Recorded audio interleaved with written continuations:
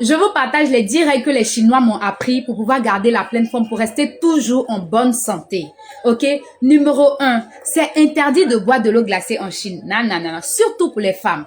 On nous dit comme ça qu'une femme qui boit de l'eau glacée, 1, ça peut lui donner des douleurs menstruelles.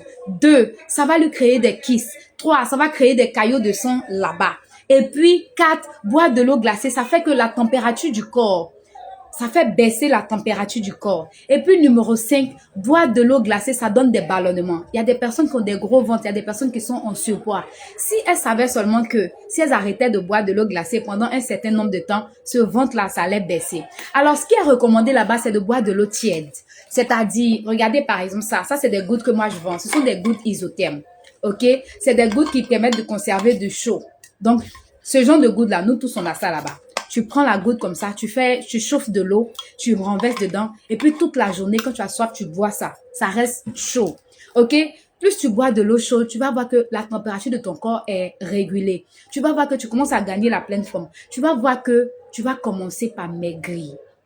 Donc, c'est recommandé en Chine de ne pas boire de l'eau glacée, mais plutôt de boire de l'eau tiède.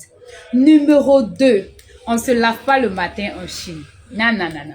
En Chine, c'est pratiquement, ça fait pas partie de la coutume de se laver le matin. On nous fait savoir que lorsqu'on se réveille le matin, l'énergie du corps est à son comble. Ok? Donc, l'esprit est disposé, le corps est disposé et c'est pas recommandé de se laver, encore moins avec de l'eau froide. Parce qu'on se dit que tu vas te laver, tu vas disperser ton énergie. Tu vas te retrouver épuisé au cours de la journée. Tu vas te retrouver, voilà, fatigué. Tu peux même te retrouver, tu peux facilement attraper des maladies. Donc, en Chine, c'est recommandé de se laver le soir, au coucher. Ou soit 16h, 17h, c'est là qu'on prend la douche. Ok. Numéro 3. En Chine, on prend le dîner à 17h. C'est-à-dire, la nourriture du soir, là, pendant que nous autres, on mange à 19h, 20h, non. Là-bas, une fois qu'il est 16h30, tout le monde commence à courir, à trembler pour aller au réfectoire. 17h, on mange. Une fois qu'on a fini de manger à 17h, le soir, même si tu dois manger, c'est des trucs légers. Pourquoi? Ça va permettre à ton estomac de récupérer, de mieux digérer, et puis ça va permettre à ton corps de se reposer. Ok? Numéro 4. C'est conseillé en Chine, après être assis chaque 2 heures, de se lever pour marcher au moins 5 à 10 minutes. Donc, vous allez voir, par exemple, je vais au cours à 10 heures. Après 10 heures, une fois qu'il est midi, tout le monde sort.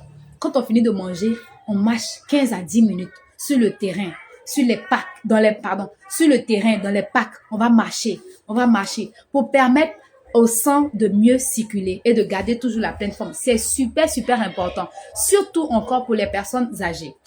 Numéro 5. Tous les soirs, c'est recommandé au moins de faire des mouvements au moins 15 à 30 minutes. Donc, vous allez voir que sur les parkings, dans les parcs, il y a la musique, on met la musique. Chaque 30 minutes, il y a des petits coachs qui sont là dans chaque quartier. Et puis, ils te font bouger. Tu danses, tu bouges, tu danses. Tous les jours, du lundi au lundi. Tous les soirs. On nous dit que ça permet de pouvoir enlever la fatigue, le stress de toute la journée et puis de maintenir la pleine forme dans le corps. Ok? Numéro 6. En Chine, c'est recommandé de faire le bilan de santé chaque 6 mois. C'est même une obligation de le faire. Ok? Que tu sois élève, travailleur, c'est obligé de faire un bilan de santé. Donc, chaque 6 mois, on va dans un centre. On fait un checking, tout le corps, les dents, la bouche, les yeux, les oreilles, tout. Dès qu'il y a un petit truc, une petite maladie quelque part, on détecte ça tôt, on peut mieux la traiter. Donc, c'est recommandé de faire un bilan de santé chaque 6 mois ou même chaque 1 année. Ok?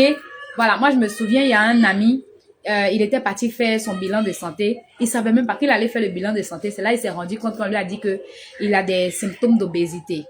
Il est susceptible d'être obèse. Et il s'est rendu compte, il dit, oui, je comprends pourquoi facilement je prends du poids, facilement. On dit, oui, voilà, c'est tel truc qui fait ça. Tu fais attention à ça, au diabète et tout. Il n'avait jamais su ça. Donc, c'est recommandé de faire le bilan de santé chaque 6 mois ou encore chaque 1 an. Au moins, on sait on est à quel niveau. Il reste encore 4 autres règles. Je vais les partager dans une autre vidéo pour ne pas que cette vidéo-là soit trop longue. Donc, on va faire la partie 2. Bye bye.